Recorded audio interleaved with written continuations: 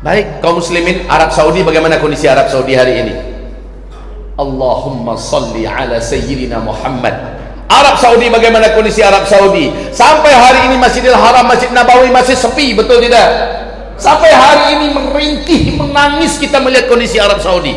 Haji kemarin itu haji ica-icaan itu, hanya 10.000 orang yang bisa berangkat haji sedunia. Itu sudah sama dengan artinya terhalang melaksanakan ibadah haji dan umrah. Dan inilah tahun-tahun yang dimaksud oleh Nabi SAW. Nanti di akhir zaman akan ada tahun-tahun di mana umatku terhalang melaksanakan ibadah haji dan umrah. Dan itu kejadian sekarang. Pada masa itu kata Rasulullah, kalian akan kembali mengikuti orang-orang sebelum kalian, sejengkal demi sejengkal, sehasta demi sehasta, walaupun kalian melihat mereka memasuki lubang biawak, kalian ikut-ikutan memasuki lubang biawak. Itu artinya apa?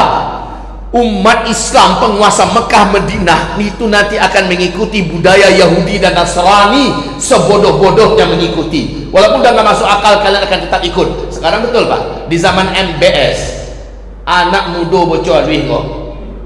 Di zaman MBS ini semua yang dulu dilarang sekarang dia buka. Wanita dengan laki-laki sudah boleh saling bersaing di pasaran, sudah boleh ada di kasir-kasir, menjaga hotel, menjaga toko, sudah boleh bawa mobil sendiri, sudah boleh jadi sopir.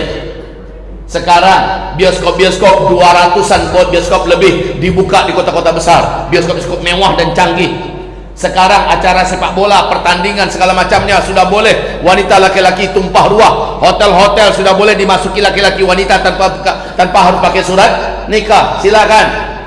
Sekarang bahkan acara organ, musik-musik, mendatangkan penyanyi-penyanyi setan, penari-penari setan, penari-penari India, K-pop dari Korea didatangkan. Bahkan acara gulat MMA wanita kelas dunia yang hanya dengan segitiga bermuda saja dengan kacamata bertarung di depan puluhan ribu mata, itu disaksikan di Arab Saudi. Innalillahi wa inna ilaihi raji'un. Ini di zaman si bocor nih MLS kok. Dan sekarang lihat dampaknya apa yang terjadi Pak. Apa yang dapat terjadi? Mereka sudah berbunuh-bunuhan sesama keluarga kerajaan. 3 orang pangeran di bulan Juli sudah mati hanya dalam perkara-perkara perebutan kekuasaan. Sekarang kerebutan tidak terkira-kira terjadi di sana Pak. Kehancuran ekonomi juga dialami oleh Arab Saudi. Baru saja Uni Emirat Arab menobatkan Israel sebagai teman sejati, menyatakan menerima Israel dan eksistensinya. Sudahlah satu pulau kini. La ilaha illallah. Memang begitu, sunnatullahnya begitu. Nanti sampai ketahuan siapa yang benar-benar akan bela Palestina, itulah dia mukmin haqqan di akhir zaman. Baik, semuanya ini digambarkan ke depan. Kondisi kita memang sangat heboh dunia ini. Siapa yang paling banyak berperan di depan? Anak muda. Anak muda. Allah berusia 50 tahun. Anak muda. Anak muda. Apa? 60 Pak? Berapa dong? 55. Nabi Muhammad memulai perang Badar 50 anak muda. Harus diingat itu. Jangan merasa ambulah tua Ustaz, kita muda-muda salah. Iya. Kaum muslimin, hamba-hamba Allah yang kami muliakan, Sayyidina Hamzah memulai perang Badar usianya berapa? Itu paman kandungnya Rasulullah SAW. Mungkin susu siapa? Berarti anak muda. Ke depan hamba-hamba Allah yang saya cintai, yang saya muliakan, berat yang paling banyak di depan adalah anak muda. Masih ingat fase kelima apa yang terjadi? Lihat ada papan tulis tapi jauh belakang. Coba lihat, majukan ke depan sebentar.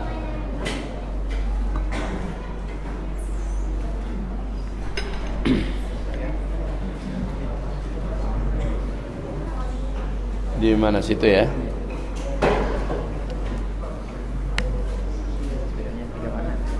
Yap.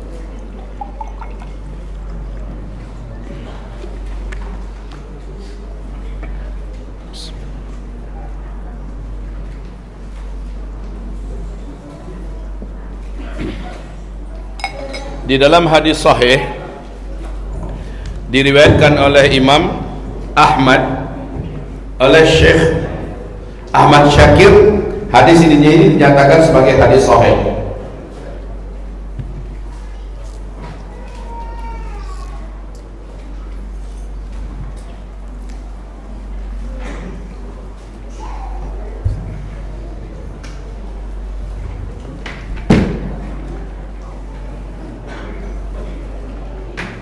Lihat ini sebentar ya Bapak Ibu.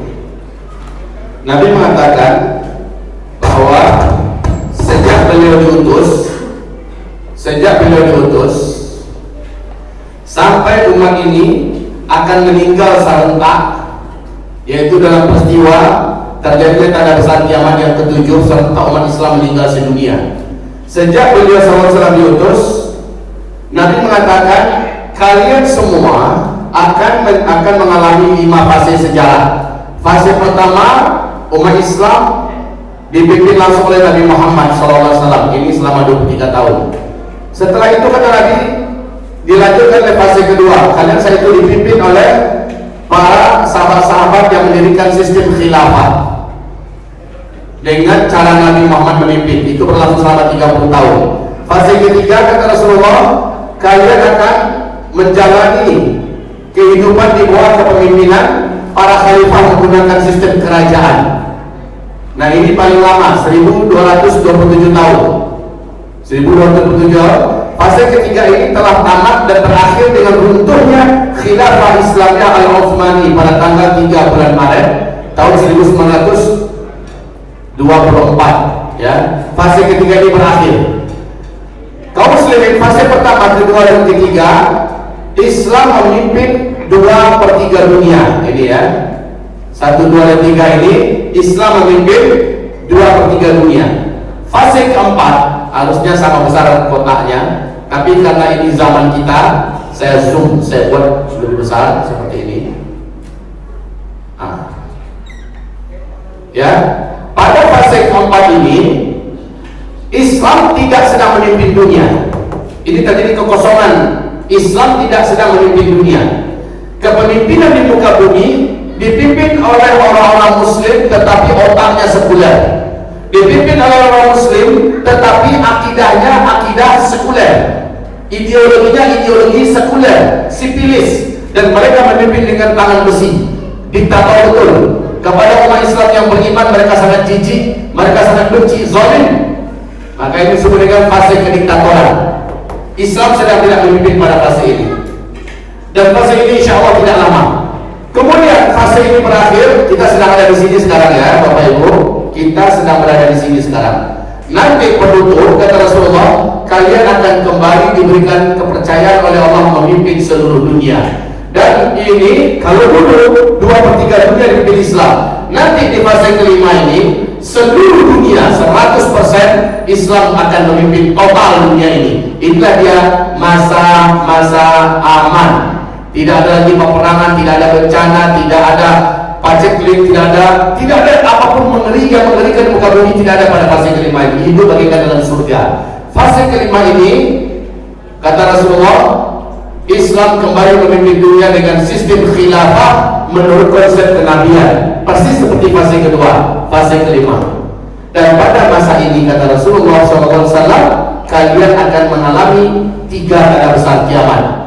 Tanda besar kiamat yang kelima, tanda besar kiamat yang keenam, ya, tanda besar kiamat yang ketujuh. Tanda besar kiamat yang pertama di sini, tanda besar kiamat yang kedua di sini, tanda besar kiamat yang ketiga di sini, dan tanda besar kiamat yang keempat sekaligus menjadi penutup fase keempat ini di sini.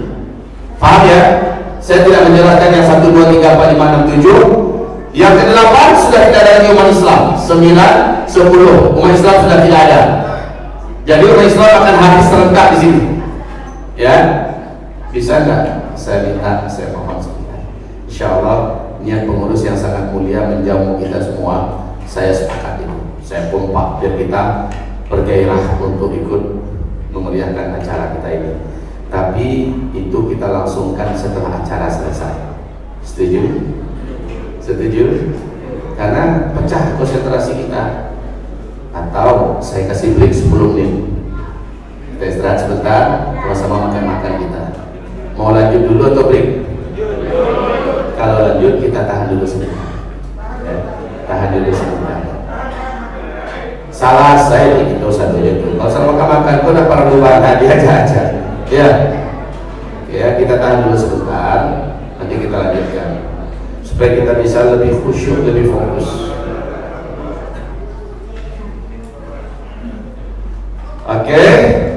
Nah, kita sedang ada di sini sekarang. Kita kembali ke fase kelima. Kan banyak orang menakut-nakutkan orang-orang yang memang tidak mengerti informasi yang utuh tentang Islam. Menakut-nakutkan bahaya khilafah Islamnya, bahaya mengancam NKRI, mengancam Pancasila. Yang mengancam Pancasila itu siap. Komunis itu yang menjadikan Pancasila menjadi Ekasila, menjadi Trisila. Pajak mana punya perangai. Sementara umat Islam, wallahi sudah final. Bagi umat Islam, Pancasila sudah final. Undang-Undang Dasar 1945 sudah selesai. Dan ini jangan diotak-atik. Yang menuduh dan memfitnah khilafah Islamiyah adalah ancaman, menandakan dia tidak paham tentang Islam. Dan lagi pula ini ayat, ini Al-Quran.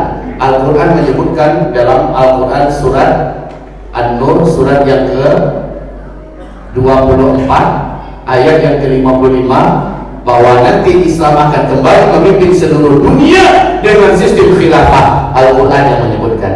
Hadis ini juga menyebutkan demikian, Islam akan memimpin seluruh dunia. Dan kondisi dunia ketika Islam yang memimpin dunia dengan sistem khilafah, dunia bagaikan dalam surga, pinjaman kosong saudara. Rumah sakit tak laku lagi. Kenapa? Orang diberi Allah kesehatan. Tidak ada bencana alam di mana-mana, tidak ada kesusahan hidup, tidak ada penderitaan, tidak ada perang. Masya Allah, apakah bukan ini yang kita rindukan bersama? Sementara harta kekayaan melimpah ruah muka bumi. Tidak ada satu pun orang yang mau menerima zakat. Jangankan zakat, dikasih hadiah emas 2 genggam telapak tangan penuh dikasih emas, setiap orang menolak. Kenapa? Dia sudah punya banyak stok emas dalam rumahnya. Saking kayanya orang-orang pada fase ini. Dan ini bukan dongeng, Pak. Hadis-hadis ini sahih. Kalau begitu, apa yang ditakutkan dari khilafah Islamnya? Kalau berubah Pancasila? Tidak. Yang mengatakan Pancasila berubah adalah orang-orang komunis yang sebenarnya ingin memfitnah khilafah Islamnya. Baik kaum muslimin, kita lanjutkan. Cuma di fase kelima ini kata Rasulullah SAW, jumlah lelaki dibandingkan wanita adalah 1 lelaki berbanding 50 orang wanita. Salah. Kamang apa? Taraga. Taruhan salah di fase kelima tadi, tunggu fase kelima. Tapi biasanya bapak-bapak sudah di alam barzakh. Langsung terang dalam barzakh. Setuju Bu? Setuju Bu. Maksudnya apa? Kenapa bisa laki-laki berbanding 50 wanita di fase kelima ini? Kenapa? Jawabannya adalah di penghujung fase keempat akan banyak peperangan di muka bumi, di mana laki-laki lah yang paling di depan dan laki-laki lah yang paling banyak menghembuskan nafas terakhir. Ada perang Armageddon, ada perang dunia ketiga, ada perang Malhamah Al-Kubra, ada peperangan memperebutkan gunung emas di Irak yang muncul dari perut bumi dan ini menewaskan sebanyak-banyaknya manusia, dan manusia tewas itu laki-laki. Maka periode ke depan yang akan dihadapi oleh para lelaki di muka bumi ini, khususnya yang muda-muda, adalah pertempuran demi pertempuran. Kalau itu pertanyaannya, apakah persiapan pemuda di akhir zaman? Saya rasa sudah terjawab. Singkat saja sebenarnya, saya rasa sudah terjawab. Apa persiapan kita?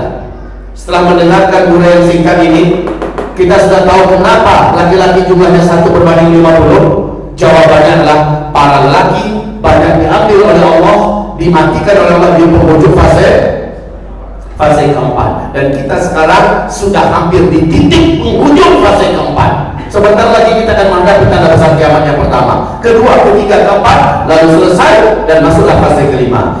Mayoritas kita sudah ada di alam syuhada insya Allah. Karena kalau orang Islam, dia akan bertempur di belakang Imam Mahdi. Orang Islam, dia akan bertempur di belakang Nabi Isa alaihissalam. Orang Islam, tidak pun ada Imam Mahdi, tidak pun ada orang Nabi Isa alaihissalam, dia akan tetap bertempur demi membela kehormatan agama, kehormatan tanah air, kehormatan nyawa, dan kehormatan keluarga. Muslim akan banyak yang syuhada di akhir zaman ini, laki-laki.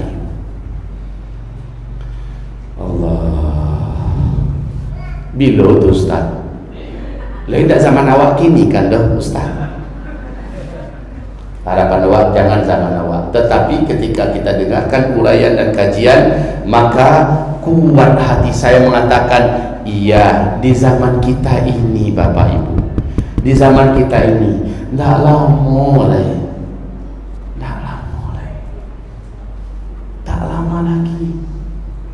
Kalau begitu apa yang harus kami lakukan, Ustaz?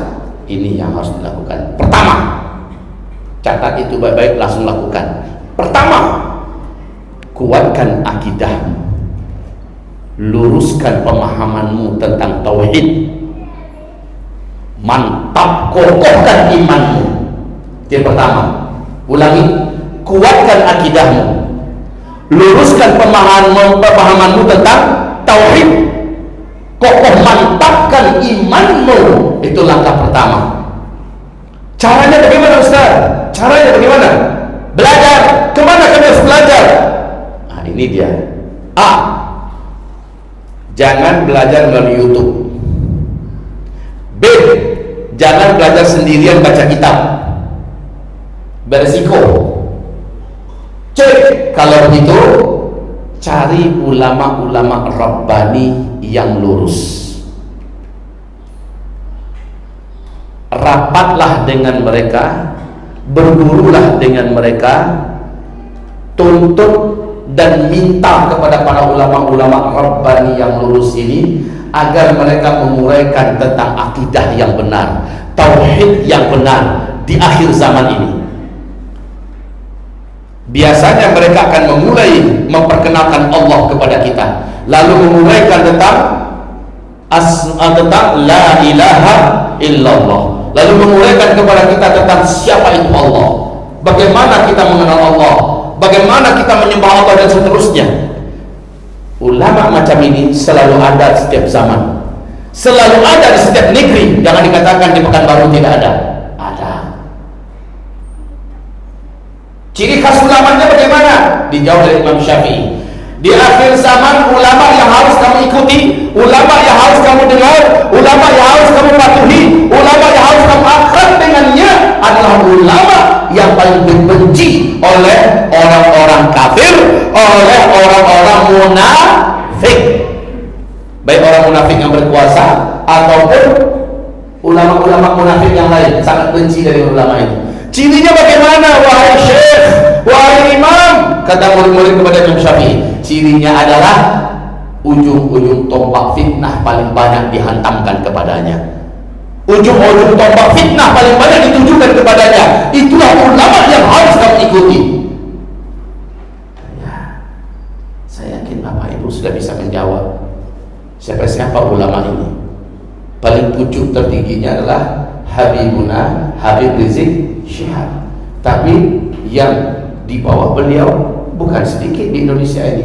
Di setiap provinsi ada, di setiap kota alhamdulillah ada.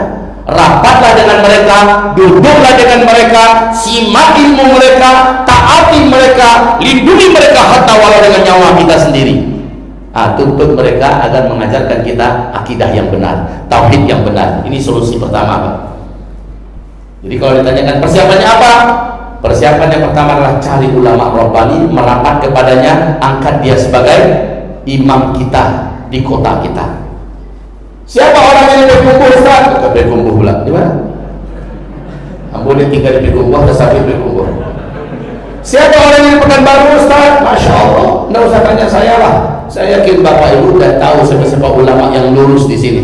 Ulamanya bukan penjilat, ulamanya tidak pernah ragu menyampaikan kebenaran, jelas dan terang benderang ilmunya, tidak pernah bisa dirayu dengan fulus, ya, dan tidak gentar menyampaikan kebenaran. Ulama-ulama macam ini senantiasa Allah pelihara, ada selalu di setiap provinsi ada, merapatlah kepadanya. Itu. Lalu belajarlah tentang akidah dan tauhid. Ini persiapan yang pertama. Enggak ada persiapan lebih kokoh daripada ini. Setelah belajar akidah dan tauhid, belajar apa lagi? Tafsir ayat-ayat Al-Quran, belajar tentang hadis-hadis Nabi Muhammad SAW, baru belajar tentang fikih. Ini lanjutkan keilmuan. Yang